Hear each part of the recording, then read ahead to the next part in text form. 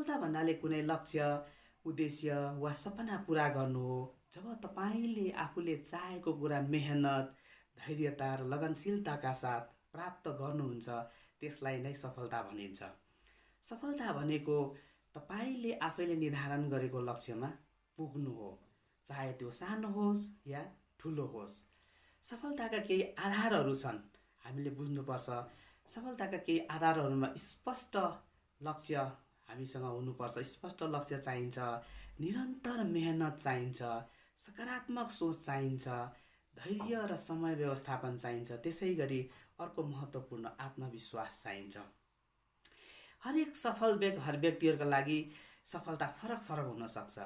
जस्तै विद्यार्थीको लागि राम्रो अङ्क प्राप्त गर्नु, किसानको लागि राम्रो बाली फलाउनु, राम्रो बाली भित्राउनु, कलाकारको लागि दर्शकको मन जित्नु, व्यवसायको लागि राम्रो मुनाफा कमाउनु, आम मान्छेको लागि खुसी र सन्तुलित जीवन जिउनु नै सफलता हो।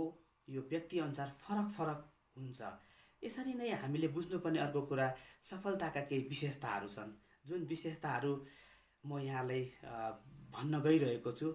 सफलता सँगसँगै जोडेर आउने यसका मूलभूत विशेषताहरूमा लक्ष्य बनाउनु, अनि लक्ष्य हासिल गर्नु, योजना बनाउनु, निश्चित उद्देश्यमा केन्द्रित रहनु, निरन्तर प्रयास गर्नु, आफ्नो प्रयासप्रति सन्तुष्ट हुनु, आन्तरिक शान्ति र सुख पाउनु, सकारात्मक सोच राख्नु र असफलताबाट सिक्दै सफलता उन्मुख हुनु र समयको सदुपयोग र आशावादी सोच राख्नु जस्ता सफलताका विशेषताहरू